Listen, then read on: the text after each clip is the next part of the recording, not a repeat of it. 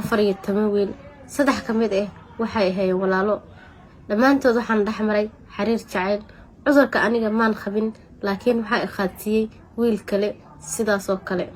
waxaan ahaa gabar wax barato oo jaamacad dhigato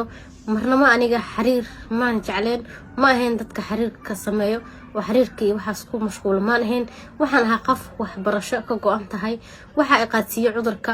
wiil aan walaal ka dhigtay aan soo dhaweystay oo jaamacadda ila dhigan jiray oo wax isla akhrin jirnay waxa dhacday maalin maalmaha ka mid ah imtixaan ayaa noo soo dhawaa wiilkii walaalkay ahaa oo wax isla baran jirnay wuxuu dhahay xaafad ayaan tagaynaa oo wax ku soo akhrisanayna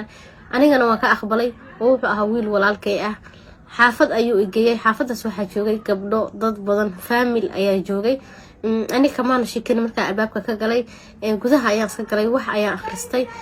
ugu dambeyntii waxa igu dhacay maaqan oo wiilkii cabitaanka ayuu waxa igu daray halkaas ayuuna iga faa'iideystay oo maaragtay danta uu lahaa iga gaaray kadibna waxa way danta iga gaaray waxay ahayd inuu cunug wiilkaas uu xanuunsanaa oo cudurkaas xun uu qabay oo ah AIDS cudurkaas inuu igu reebto ayuu rabay ma ahayn inuu xiriir jacayl naga dhaxeeyay laakiin waxa naga dhaxeeyay walaaltinimo balse walaal ma ahayn asaga xaasanimo iyo dhagar ayuu ii dugay oo cudurka uu qabo ayuu rabay inuu iqaadsiyo ugu dambeyntiina wuu iqaadsiiyay saacad kadib ayaan soo naaxay waxaan arkay in wiilkii meesha uu ka maqan yahay waxaan arkay aniga inay wax ka qaldan yihiin oo wax la igu sameeyay oo fal xun meeshaas ka dhacay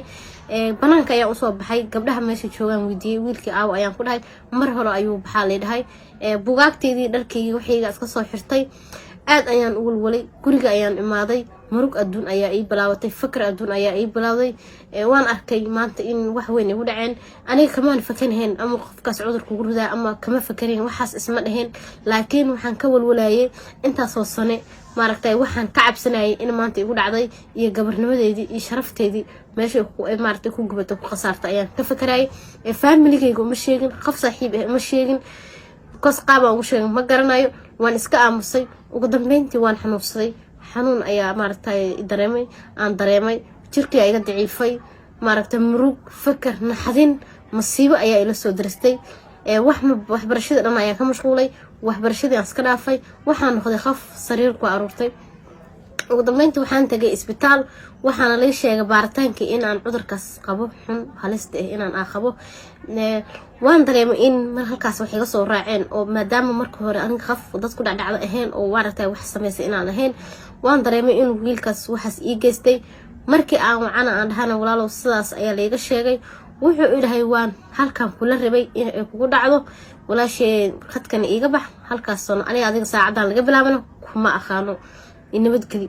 wuxuu ahaa walaalkay waxay la barto ila akhristo wiil asxaabna jaamacadda la soo dadka dhan wiil qof iigu dhow ahaa laakiin dhagar aad u weyn ayuu maaragtay ii geystay oo xaasanimo ah maanta isma dhihi kara qofka jecel oo maaragtay jecel iyo waxaas ka maaragtay kugu raadinaa ma ahayn wuxuu ahaa qof walaalkay sidaas ay tahay aniga waxa ay gashay cuqdad xaasanimo aan dhihi karaa cuqdad aad u weyn ayaa ay gashay waxaa go'aansaday qof allaal qofkii iga soo horbaxo oo wiil ah in aan cudurkaas qaadsiiyo waxaan cudurkaas ku riday 14 wiil ayaan qaadsiiyay waxay ka saddex ka mid ah waxay ahaayeen walaalo saddexdaas wiil waxay ahaayeen walaalo ugu dambeyntii cudurkaas ayaan qaadsiiyay xaasanimadaasna waxa igu abuuray qof aan walaal ka dhigtay waxaan leeyahay walaalihii Soomaaliyeed qof walaalka wiliga xistin aniga tan maanta way igu dhacday falkan xunna waan galay waa sameeyay kama roonan asagii